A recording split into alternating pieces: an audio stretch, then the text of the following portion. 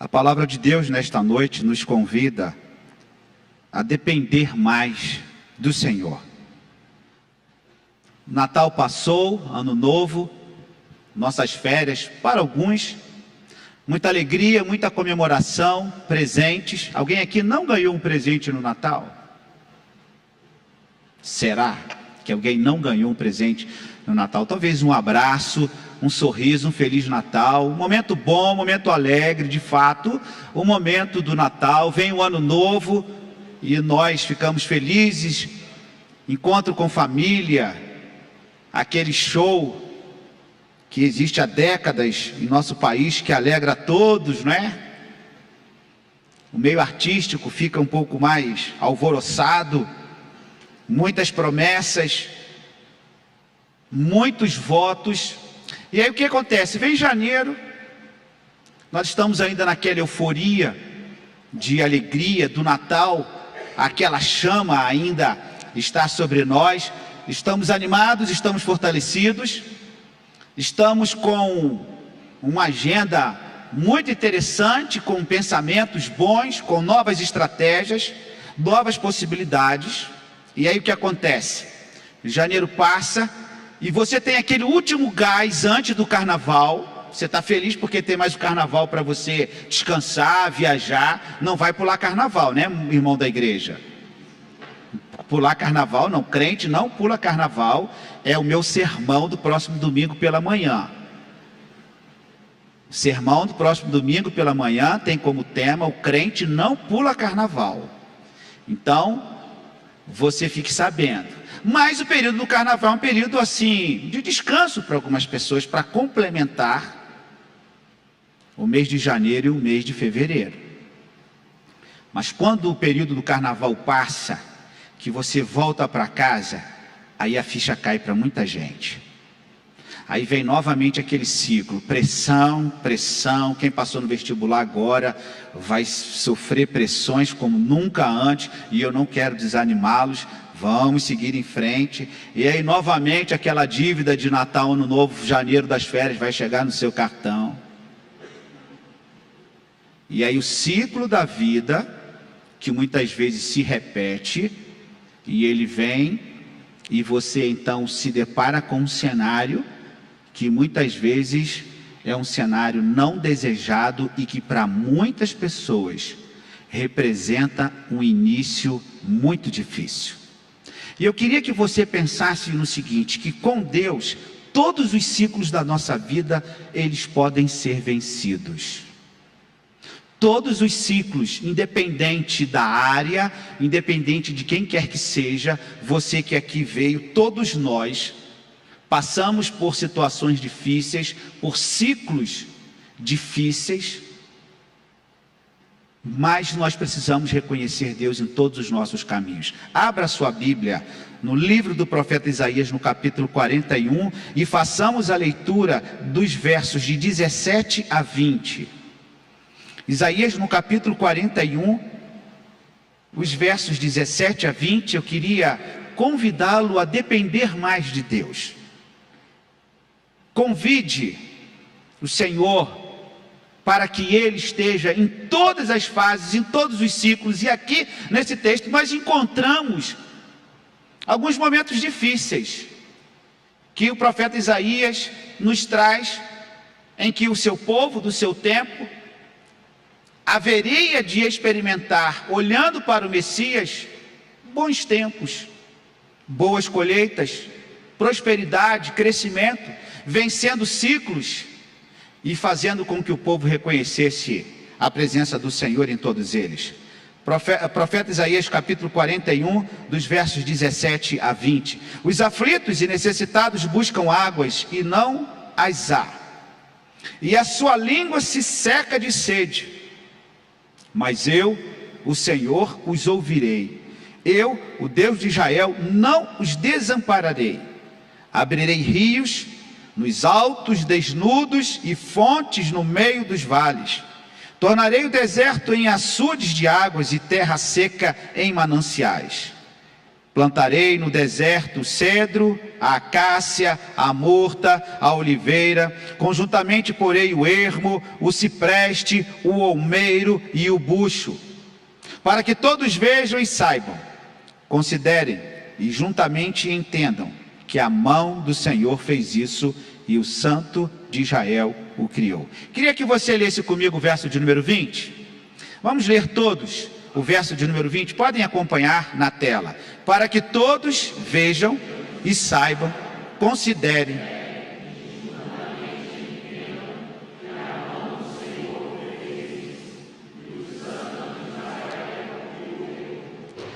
Como eu disse, os ciclos da vida, eles se repetem.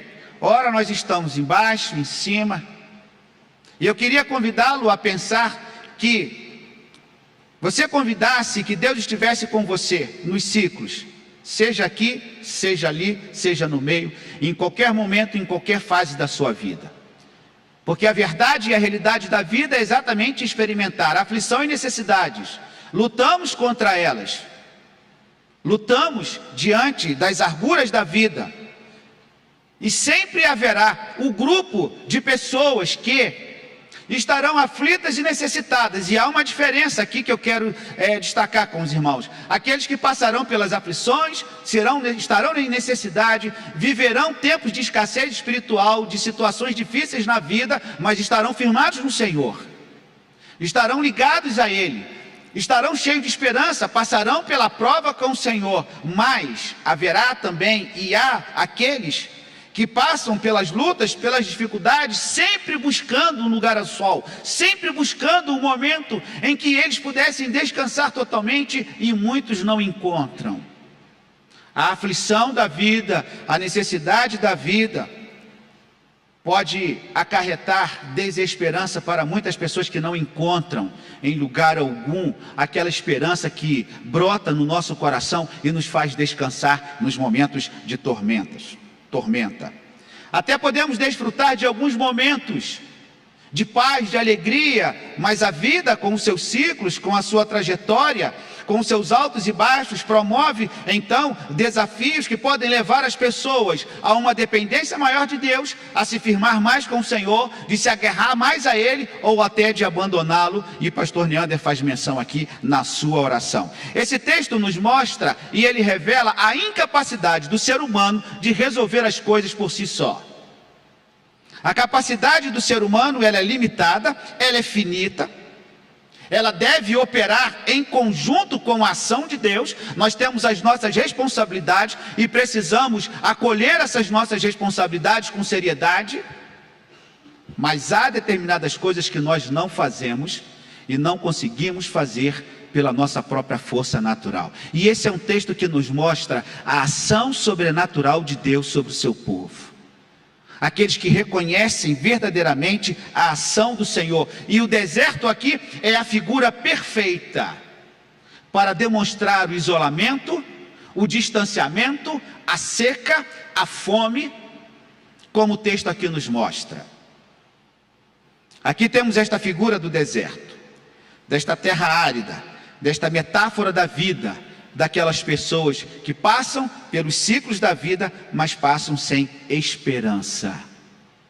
E eu queria que você que inclusive está conosco pela internet, que pudesse reconhecer e entregar a sua vida ao Senhor. Veja comigo o Salmo, o capítulo 41 de Isaías, veja comigo o verso 17, ele já traz a descrição, é um texto que fala sobre Deus apresentando o futuro Redentor, um texto também messiânico, em que Isaías fala sobre esse tempo futuro que Deus haveria de se manifestar em favor do seu povo através de um Redentor.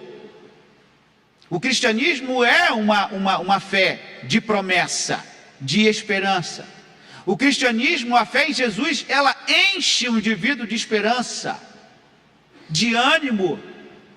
Quando nós acordamos que estamos enfraquecidos, nada o impede de se dirigir a Deus em oração por uma palavra, por um pedido, por se colocar diante do Senhor e perceber que o Espírito Santo, Ele toca em nosso coração e Ele move a nossa vida, Ele move o nosso corpo, Ele move a nossa mente, Ele move aquilo que está tentando nos agarrar para baixo, nos puxar para baixo e nos agarrar e nos prender, e Ele tem esse poder libertador em nossa mente, em nosso corpo. Tantas coisas que nós sentimos hoje, que a ciência não explica, que os médicos não explicam, e que muitas vezes possuem uma origem espiritual, para tentar desanimá-lo, para tentar enfraquecê-lo, para fazer com que a sua vida seja um marasmo, uma rotina sem vida. E o quanto que o inimigo trabalha neste sentido, de tentar aplacar a nossa mente, de invadir a nossa mente, produzindo desânimo, produzindo aflição, produzindo uma vida infrutífera. E aí é o momento desse mover de Deus sobre nós, através do seu Espírito Santo, de nos abençoar, no sentido de nos fazer largar e de nos libertar daquilo que prende a nossa mente. A aflição, as necessidades que nós teremos, são aspectos físicos aqui nesse texto, e também aspectos emocionais, porque os intérpretes desse texto, na análise que eles fazem dele, eles apontam aqui que a necessidade física e a necessidade emocional, juntamente com a necessidade espiritual, elas andam juntas. Não há como separar. E quando a vida espiritual, a vida com Deus, ela está bem, nós conseguiremos transitar pelos ciclos da vida, ainda que nos falte água ou alimento, nós estaremos cheios de esperança. Porque dias melhores virão, porque o Senhor é o nosso pastor, e eu não temerei a escassez. Aflitos e necessitados são aqueles que são apresentados aqui nesse texto. Aflitos e necessitados. E para alguns a terra é mais seca, mais árida. Para alguns é mais difícil realmente transitar pela vida. As lutas, as dificuldades, poucas possibilidades, poucas sementes, nenhum plantio, nenhuma semeadura. Para alguns de fato é difícil. E daí a escassez, porque o texto fala isso. Verso 17 do 41 de Isaías. Os aflitos e necessitados buscam águas e não as há, e a sua língua se seca de sede, mas eu, o Senhor, os ouvirei, e o Deus de Israel, não os desampararei. Se falta água, não tem plantio. Se falta água, não tem semeadura, não tem semente. Se falta água, é somente aridez. Se falta água, falta vida. Essa é uma análise que o profeta Isaías faz, muito contundente, para demonstrar de fato a realidade da vida do ser humano, utilizando elementos da natureza. E eu falarei daqui a pouco sobre a árvore. Como é interessante essas metáforas, essas possibilidades de entender a vida a partir dos elementos da natureza. Aflição e necessidade porque falta água, porque falta plantio, porque falta oportunidade, porque falta possibilidade. E é exatamente que nesse momento, muitas vezes do ano, em que as coisas começam, as portas a se fecharem, e a gente começa a perceber, agora é tudo de novo conforme o ano passado. Não, meu irmão, não pode ser, não deve ser assim. Não deve ser assim. A nossa fé é uma fé de esperança, de você crer que 2024 não será como foi em 2023. Se foi bom em 2023, o será o melhor em 2024. Com o seu desafio que você tem pela frente, sabendo que o ciclo pode vir, um ciclo de aflição, um ciclo de aridez, mas a palavra do Senhor nos mostra que o Senhor irá se mover e há de se revelar, e não desamparará o seu povo. Final do verso que diz, o verso de número 17. Para alguns, cada vez mais a terra seca, diminuição das possibilidades. Para alguns, sementes não adequadas, estratégias inadequadas, pensamentos inadequados, soluções inadequadas. Para muitas pessoas, a porta que está sendo batida é a porta errada. Não é essa porta, não é por aqui, não é esse lugar, não é aqui. E será que nós conseguimos identificar essas possibilidades? 2024, sua agenda, a sua tarefa, o que você vai fazer, o que você precisa fazer para obter sucesso na sua vida profissional, na sua vida acadêmica, na sua vida com a sua família, as possibilidades que se descortinam para você. O nosso desafio é encontrar a porta, é tocar na tecla certa. Qual é a tecla que abrirá a porta? É o desafio que nós temos para os tempos, para o início de ano, quando nós estamos diante dos nossos desafios. Novamente colher aridez, secura, deserto, possibilidade de um novo relacionamento com Deus, possibilidade de um descortinado da nossa fé, de uma abertura para a nossa vida espiritual, ou continuar vivendo a nossa seca e a nossa aridez, e sempre batendo e entrando pela porta errada. Aqui nós encontramos nesse texto, esta aflição, esta necessidade. Não seria os nossos dias um dia de intensas buscas por respostas, de soluções? Todo mundo quer uma solução para alguma coisa que esteja acontecendo na sua vida. Nem que seja para você fazer uma chave nova para a sua fechadura, nem que seja para que você descubra qual é a melhor ração para o seu cachorro. Todo mundo aqui tem alguma decisão ou alguma questão a ser resolvida. Nem que você tenha que pensar que amanhã você tem que trocar o shampoo que você está usando para lavar a sua cabeça. Desde as coisas mais simples, mas as coisas mais complexas, como investimentos, como o casamento, como o noivado, como a troca de um bem com alto valor, seja uma viagem ou qualquer outra coisa, todos nós estaremos diante de encruzilhadas. Buscamos soluções, porque há intensidade na demanda que nós vivemos e nós não podemos parar. Não podemos fechar os nossos olhos para os desafios que estão diante de nós, porque nós vivemos exatamente nesta sociedade competitiva. E eu estava lendo um livro esta semana, no momento em que eu estava tendo a possibilidade, observando um autor que fala sobre a sociedade do cansaço. E nesse livro, A Sociedade do Cansaço, ele faz uma análise do tempo um pouco mais antigo, em que a sociedade vivia a partir da obediência. A sociedade vivia a partir da proibição. Então, em certa medida era fácil. Por quê? Porque o pai dizia não e acabou. Não passe daqui. O pai dizia não vá.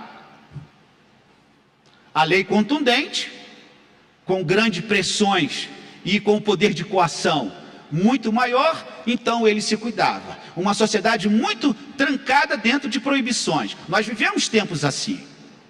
A sociedade da proibição.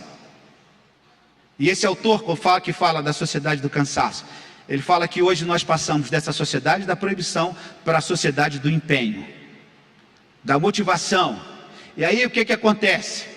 Aqueles que estavam acostumados a ouvir não, agora podem ouvir sim, e dizendo o seguinte: pode caminhar, siga. Agora não tem pai e mãe para falar com você o que você tem que fazer. Você está num ambiente sozinho agora da universidade e não tem mais papai e mamãe para falar assim: não faça isso.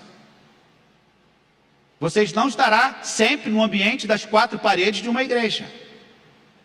Você será levado a determinados desafios, porque a sociedade, que é a sociedade dessa competição, que você precisa sempre estar motivado para realizar alguma coisa, porque agora você goza de liberdade.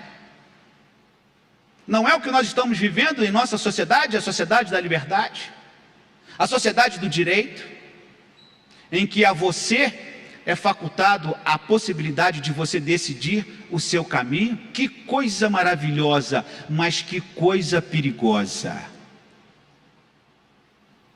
Uma das coisas mais perigosas é a liberdade.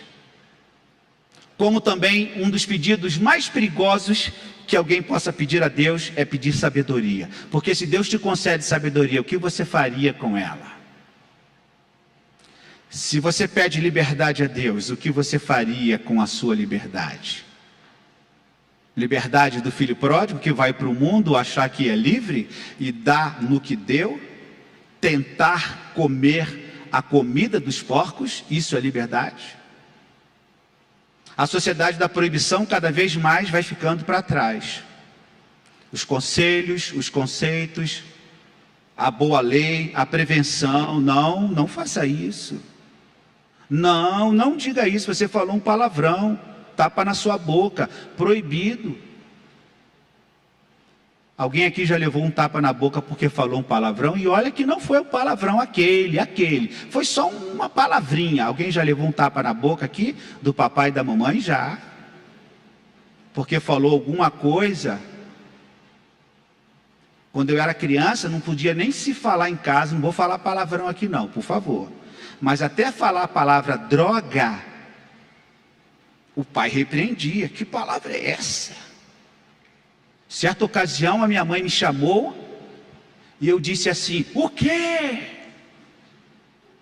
O meu irmão mais velho ouviu aquilo, me chamou no cantinho e falou assim: como é que você respondeu a sua mãe? Você falou o quê com a sua mãe?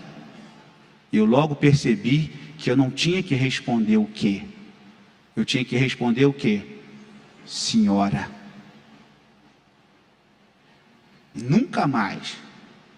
Toda vez que a minha mãe me chamava e que ela dava aquele grito, né? Para descobrir onde você estava. Senhora. Senhor. Esta é a sociedade que fica para trás. É a sociedade que de alguma maneira ela protegia, mas ela tinha uma coisa ruim, ela não te dava a liberdade da escolha. Hoje você tem a não proibição e você tem a liberdade de escolher. E aí é que é o problema. Você sabe escolher? Se alguém dissesse para você: olha, a partir de hoje você é a pessoa mais livre da humanidade. Ah, que beleza, vou fazer o que você quiser. Olha, que coisa difícil. Que coisa difícil. Coloque a chave do mundo na sua mão, o que você faria? Você tem a liberdade, como o gênio lá da nossa história infantil, de você fazer 3 pedidos. O que você faria? Que problema é ter a liberdade? E esse mundo tem se perdido neste sentido. Porque a aflição e a necessidade, ela também surge naquele ambiente de proibição, como também surge no ambiente de liberdade. Independente do tempo, da estação, independente da ideologia, independente do sistema, independente do governo, independente do que você crê, em todo tempo nós viveremos esses dilemas.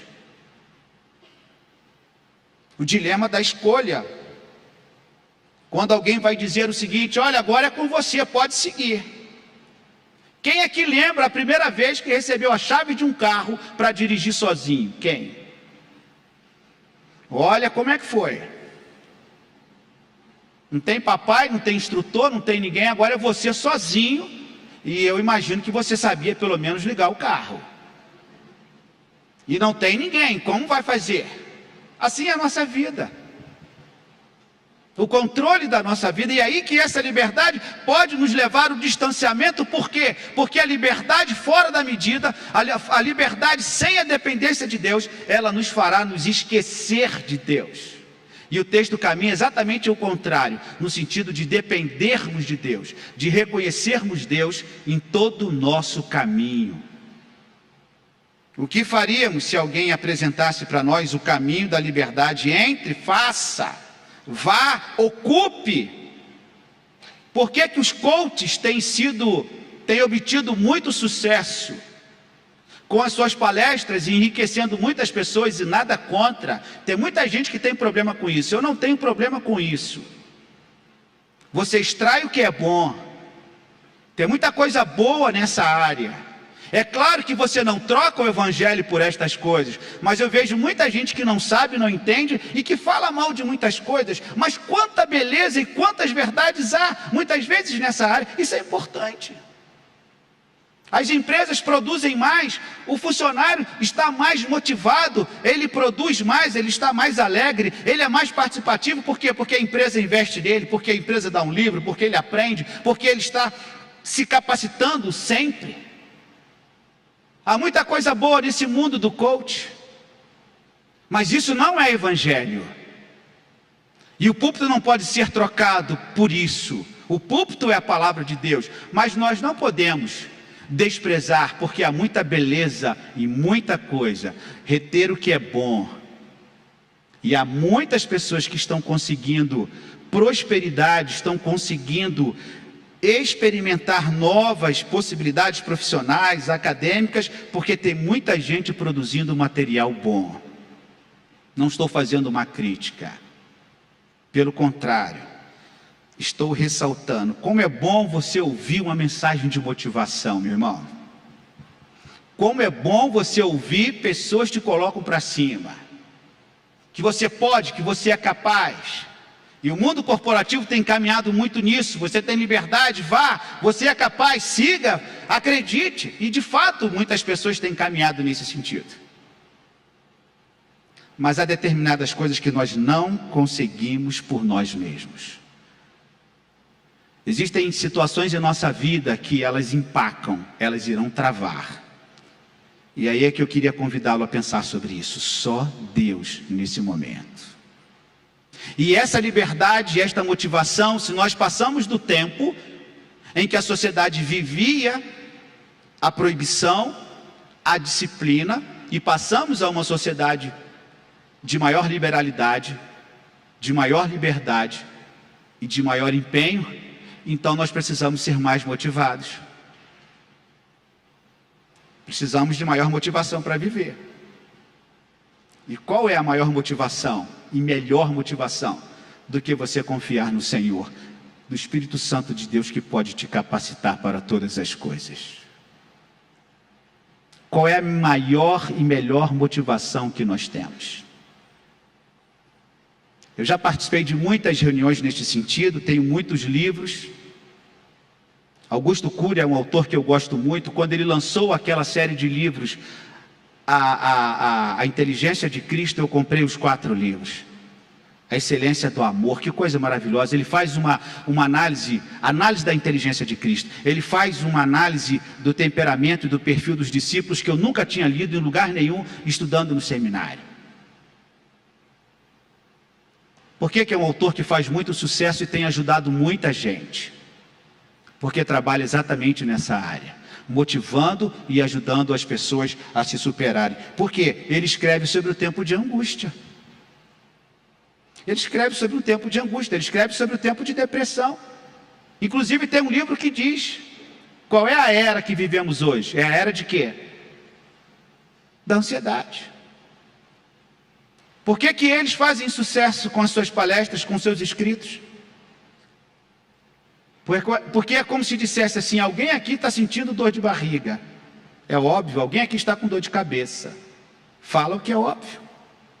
Alguém aqui está passando por um problema. É óbvio que alguém esteja passando por um problema. Então escreve por coisas óbvias. Um tempo de depressão, um tempo de ansiedade, um tempo de aflição, um tempo de necessidade, um tempo de problema. E o indivíduo que está lá no fundo do poço, quando ele ouve uma mensagem dessa, ele se sente estremecido. E é por isso que nós encontramos aqueles que escrevem sobre isso, porque diz esse autor que fala sobre a sociedade do cansaço, a depressão é a expressão patológica do fracasso do homem pós-moderno em ser ele mesmo. Ele não consegue lidar com ele.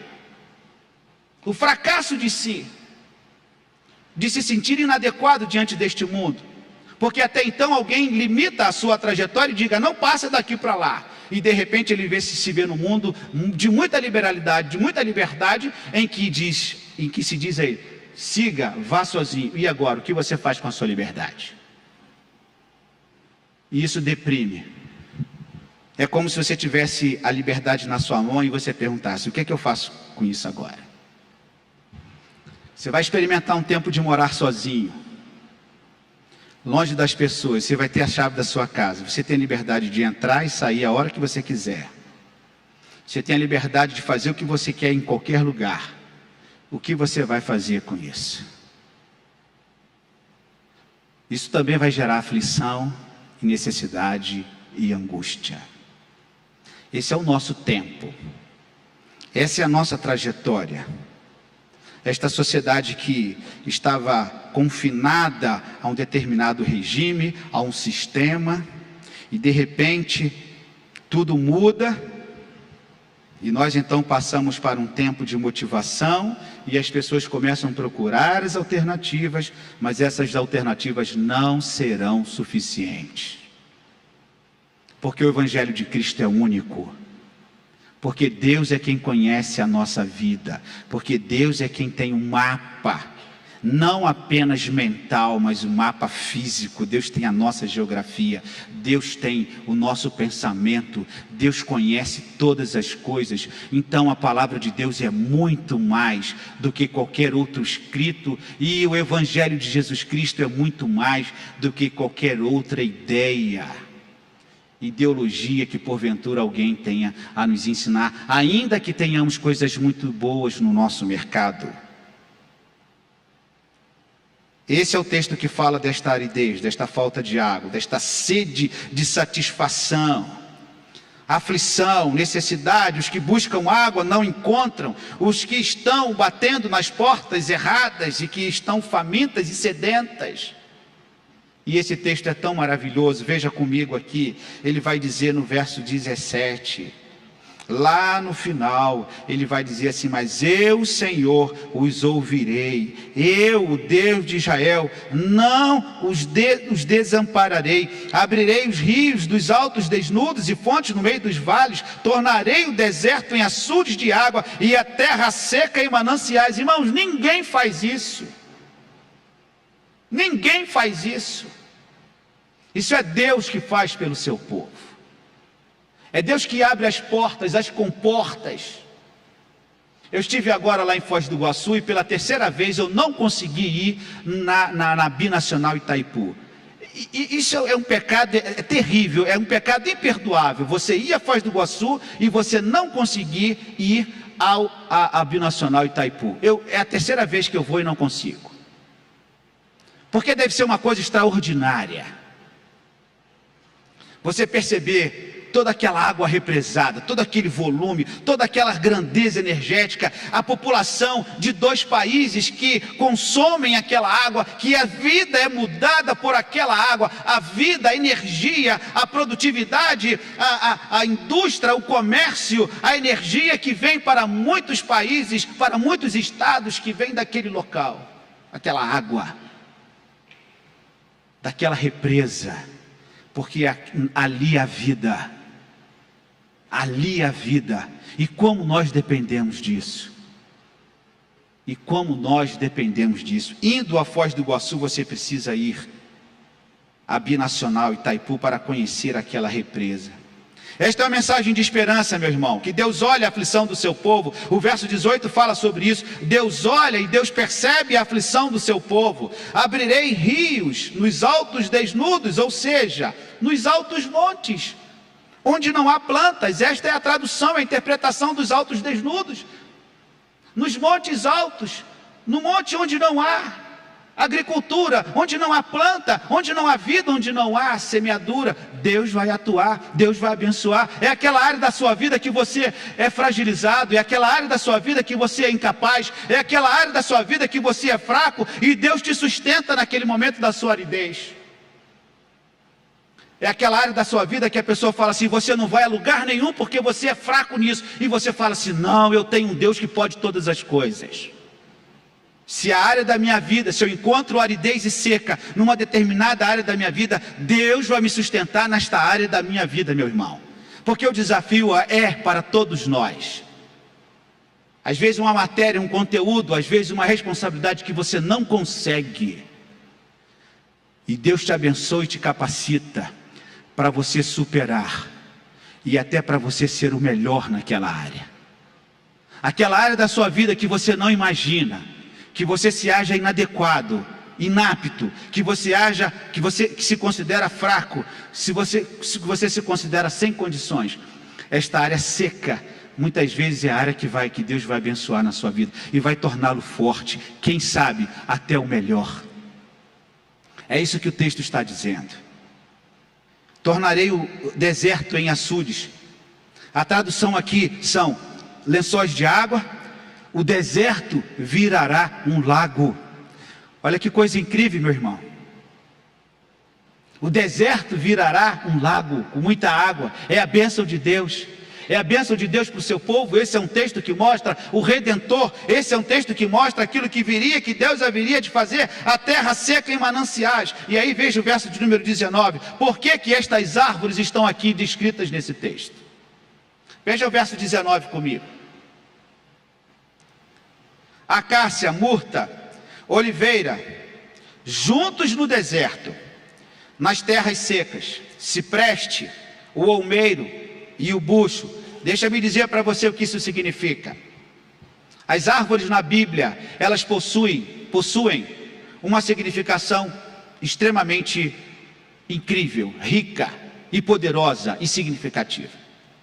Você quer ver uma coisa? Vá lá para Gênesis no capítulo de número 2. Olha que interessante, Gênesis no capítulo de número 2. Só para que você entenda a importância das árvores na teologia bíblica. Olha que interessante, Gênesis no capítulo de número 2. Nós encontramos aqui os versos 8 e 9.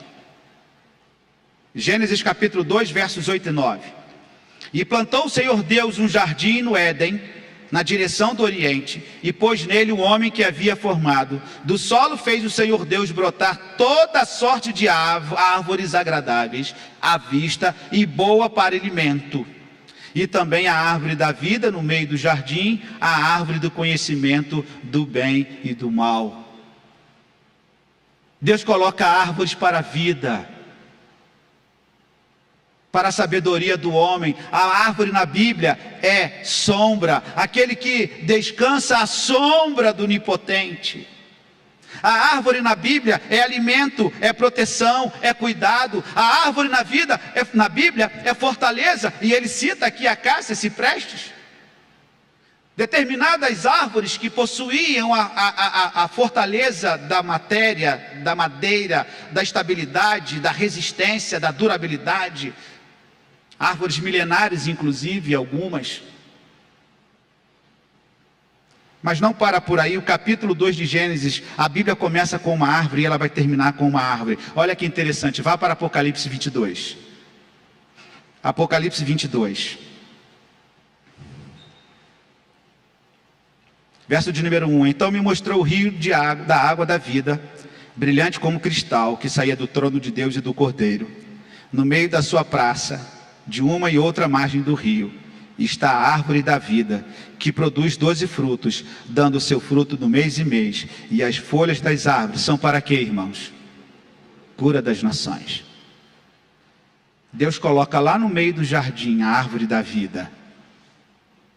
O Apocalipse termina Deus citando que haverá a continuidade daquela árvore da vida que estava lá no Gênesis, que era o símbolo da eternidade, que se o homem conhecesse, seria a tragédia total, e por isso que Deus o expulsa, para que Deus pudesse proteger a árvore da vida. E aí é como se Deus dissesse assim para você: meu irmão, você não comeu lá, mas você vai comer aqui no final da vida, na eternidade.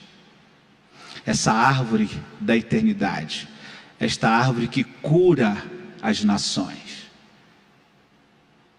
é alimento, é cura. Volte para o capítulo 41. Eu quero inclusive voltar a esse texto em outra ocasião.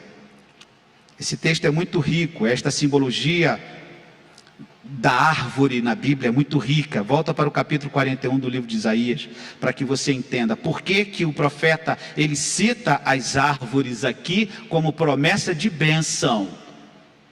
Bênção inclusive material, porque as sementes, as árvores, as suas flores, a sua beleza, o seu alimento, o seu fruto, a sua semente, é por isso que ele cita, e para que você saiba, olmeiro ou ulmeiro, para alguns, vida longa, prosperidade e bênção, o significado dessa árvore. Bênçãos divinas, uma árvore resistente, com aplicação medicinal, está aqui citado na Bíblia. O bucho não é o que você pensou. Bucho é uma espécie de árvore que dá até 12 metros. Também com este significado: folhas verdes, pequenas, arredondadas, que podem crescer até 12 metros de altura. Detalhe desta árvore: cheirosas, perfumosas. Ou seja, além de alimentar, trará beleza, colorido. Pesquise na internet: beleza, colorido, bom cheiro, bom perfume. promessa do Senhor para o seu povo aflito e necessitado. E é por isso que ele fala para que o povo pudesse depender do Senhor. E ele continua dizendo no verso 19: plantarei no deserto cedro, acácia, a murta, a oliveira, conjuntamente porei no ermo o cipreste, o olmeiro e o bucho. Para quê, meus irmãos? Verso 20: para que todos vejam e saibam, considerem e juntamente entendam que a mão do Senhor fez isso, o Santo de Israel. O verso 20: para que todos vejam e saibam, considerem e entendam. O considerar aqui é acatar. Considerar a vontade de Deus é acatar a vontade de Deus, é aceitar a vontade de Deus. Muitos ajudarão, muitos contribuirão com você, muitos abrirão portas, muitos assessorarão, mas ninguém como o Senhor. E é por isso que nós precisamos depender do Senhor em nosso caminho. É por isso que no ciclo da vida, Deus nos ampara em todo o tempo, para que passemos pelas lutas, pelas provas, pelas aflições, passemos pelas necessidades, passemos pela seca, na dependência do Senhor, para reconhecer que a mão do Senhor fez isso, que a mão do Senhor foi com você, que a mão do Senhor trouxe vitória, o Santo de Israel, a mão do Senhor. Feche os seus olhos, meu irmão, feche os seus olhos. Eu não sei como você está enfrentando 2024, eu não sei quais os seus desafios, eu não sei o que você está pretendendo, mas eu gostaria que nesta noite você pudesse reconhecer a mão do Senhor sobre a sua vida financeira, a sua vida familiar, a sua vida material. Eu queria que você reconhecesse a presença de Deus, o cuidado de Deus, as promessas do Senhor sobre a sua vida, sobre tudo aquilo que você é e sobre tudo aquilo que você tem. Não faça nada sem que você tenha certeza de que a mão do Senhor está com você. Reconheça o Senhor em todos os seus caminhos. Eu não sei se você já fez isso agora em 2024, se você já consagrou o seu ano, se você já consagrou os seus empreendimentos, os seus projetos, se você já consagrou o Senhor os seus dias. Eu não sei se você já se consagrou ao Senhor, e eu gostaria nesta noite que você assim fizesse, para a honra e glória do nome do Senhor. Ore neste momento em silêncio no seu coração, peça ao Senhor para ajudá-lo no momento das aflições, das necessidades, do deserto, da seca. Quando você passar pelas tribulações, o Senhor não irá desampará-lo. Creia nisso. Tome esta verdade eterna no seu coração, para que você não vacile, para que você não caia perdido, enfraquecido, em desesperança, mas que você confie no Senhor, que é poderoso para nos salvar e para abençoar a nossa seara. Faça esta oração. Você que está também conosco pela internet, consagre o seu ano ao Senhor. Aquilo que você precisa resolver este ano não pode passar deste ano. Qual é o desafio que você tem? O Senhor tem bênçãos e promessas para aqueles que nele confiam. A sua bênção para a nossa vida. Pai Celeste, te louvamos, ó Deus, pela tua palavra, pelo ânimo e encorajamento que extraímos das sagradas escrituras, da palavra do Senhor que nos anima e nos fortalece. Pedimos ao Senhor que esteja neste ano, em todo o tempo, em todos os lugares, ó Deus, em nossos empreendimentos, em nossas conquistas, em nossos desafios. Pai, diante do Senhor, nós pedimos as respostas, nós pedimos, ó Deus, aquela bênção que enriquece a alma, enriquece a fé, enriquece o nosso espírito, enriquece a nossa dependência do Senhor, porque aqueles que confiam no Senhor de nada possuem falta. Ainda que falte água ou alimento, mas a presença do Senhor não nos faltará. Pai, abençoe as orações que aqui estão sendo feitas para o Senhor. Ouça com compaixão, com graça, Senhor. e esteja respondendo dos altos céus, porque a tua palavra diz que o Senhor trará a bênção onde a terra é seca. O Senhor fará, ó Deus, com que haja água diante do deserto. Pai, visita a tua igreja, visita o teu povo, visita, Pai, aqueles que estão pela internet, aqueles que estão sem esperança para 2024, aqueles que estão desanimados, que não estão conseguindo ainda se reencontrar nesta vida, que talvez estejam perdidos. Que nesta noite o teu Espírito esteja falando em cada coração e acalentando e abrigando no mais íntimo do coração aquela vontade do Senhor, ó Pai, para a vida de alguém que esteja aflito e necessitado aqui nesta noite, precisando de uma palavra do Senhor. Ó Deus, nos abençoe, nos dê graça para vencer os nossos desafios e venha estar conosco, porque nós confiamos na bondade do Senhor, porque o Senhor é fiel em todo tempo, porque o Senhor é tão bom. E é por isso que com todo o fôlego que temos, nós cantaremos a bondade do Senhor. Te louvamos, ó Pai, e assim cantamos a respeito desta bondade sobre nós.